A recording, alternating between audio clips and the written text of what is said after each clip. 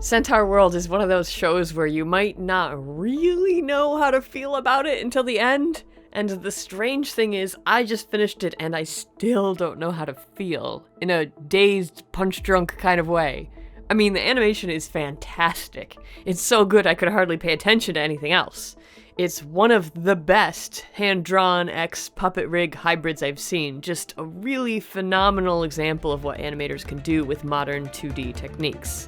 Why, though? Why is it so good? And to do it with horses of all things, like literally centaur everything. You couldn't pick something easier, like random shapes or vegetables or people, animal-shaped people, squishy puff animals that only by some insane stretch of the imagination might vaguely resemble a horse?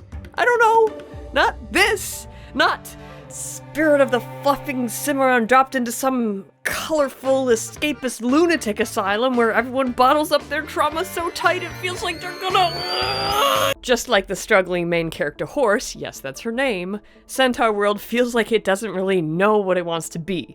Is it a teary drama? A goofy, absurdist humor series? Musical theater? Horror? I don't know what it is. It defies classification.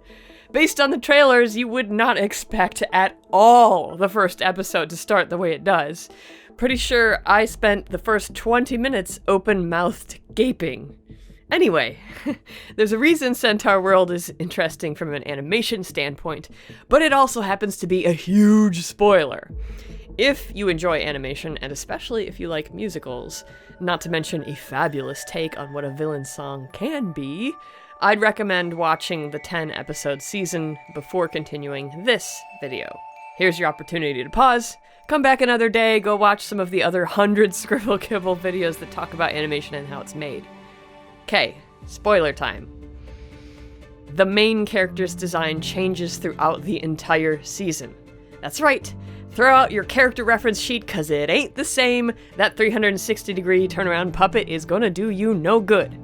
In fact, Centaurworld is animated by 2 different studios, in 2 different countries, with 2 different animation programs. So you've got one studio doing the majority of the cartoony show, and the other dealing with human action sequences.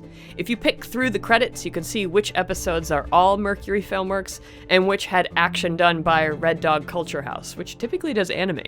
Mainly, it's the opening and ending episodes that have both studios, and I can only imagine what insanity it was to coordinate 2 different art styles at the same time in the same shot. Ha!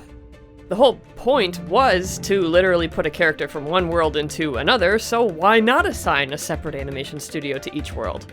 Horse starts as a character from this world. She has hard edges, a dull color palette, cell shading. Meanwhile, the centaurs are felt-tipped outline, textured soft shading.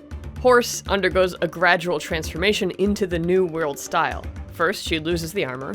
Then her hairstyle changes, but not only that, the outline of the hairstyle changes, while the body and everything else stays hard outline. And finally, the entire design switches right down to the color palette. The nose stripe is white now, the hooves are blue, it's all slightly more saturated. Whee!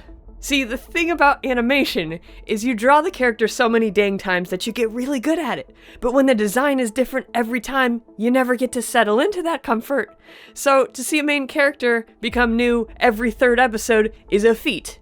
This is more than just a unique outfit for a holiday special. By the time you get here, the character is structured so differently it isn't even animated the same way. It's animated more like 2 beach balls had a weird kid.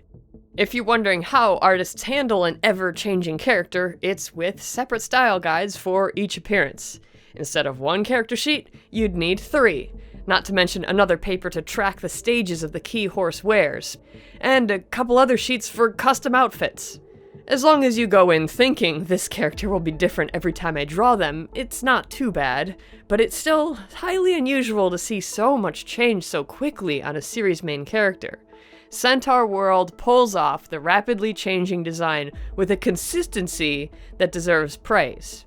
Even when 2 different art styles are on screen together, it looks good. You can feel the characters sharing the same space, even though it could so easily fall into the realm of awkward art collab, where it's vastly obvious your friend is way more skilled than you are. And it's not like we've never seen 2 art styles in the same show before, it's just not very common.